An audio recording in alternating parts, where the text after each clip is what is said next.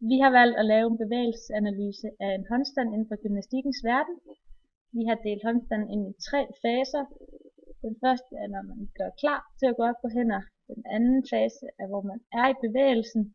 Og den tredje fase er, hvor man står på hænder.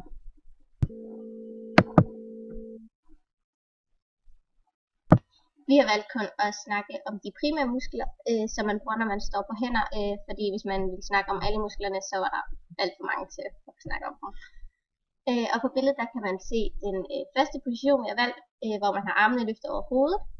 Og på der bruger man især deltamusklen, som hæfter ved skulderbladet og den yderste del af kravebenet, og den fæster på den øverste del af overbensarmet og armsbenet. Og der arbejder musklen koncentrisk, fordi man får løftet armen. Så bruger man også brystmusklen, som hæfter på brystbenet og kravebenet og de øverste ribben, og den hæfter på den øverste del af overarmsbenet. Der arbejder musklen også koncentrisk, fordi armen bliver løftet. Og så bruger man også bicepsene lidt. Herudover så har man benet løftet op til vandret, hvor man bruger lændehoftebensmusklen, som udspringer fra lændehvirvlernes inderside og hoftebenet og hæfter øverst på lårbenet. Lændehoftebensmusklen arbejder også koncentrisk, hvor man får løftet benet op til vandret. I anden fase, hvor benene er i luften, benytter man primært sædemusklen, som udspringer fra en bred vifte fra hofte- og korsbenet. Den hæfter sig på bagsiden af låret. Sædemusklen arbejder koncentrisk, det vil sige, at den fører benene opad. Man benytter hasemusklen også til at svinge benene opad. Og ens rygmuskler arbejder koncentrisk, som trækker resten af ryggen ud op. Derudover spænder man også primært alle andre muskler i kroppen. Specielt dem i hænderne for at holde balancen. Man spænder også i deltamusklen, overarmsmusklen, biceps og triceps.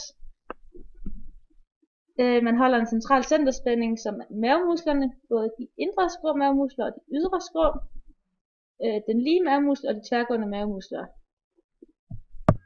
Det her det er så tredje position, hvor man står op på hænder, og siden at øvelsen den er så kontrolleret, så arbejder alle muskler koncentrisk indtil man kommer helt op og stå på hænder.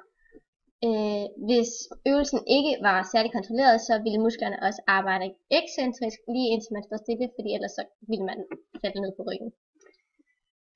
Og når man så står op på hænderne, så arbejder alle ens muskler statisk, og det bliver spændt rigtig meget i hele kroppen, for man kan holde balancen. Og man spænder især i skinnebensmusklen, eller man for at kunne strække vristen, og den hæfter lige under knæet og på indersiden af foden. Og så bruger man også især sine fingermuskler rigtig meget, sine hænder, så man kan spænde og holde balancen.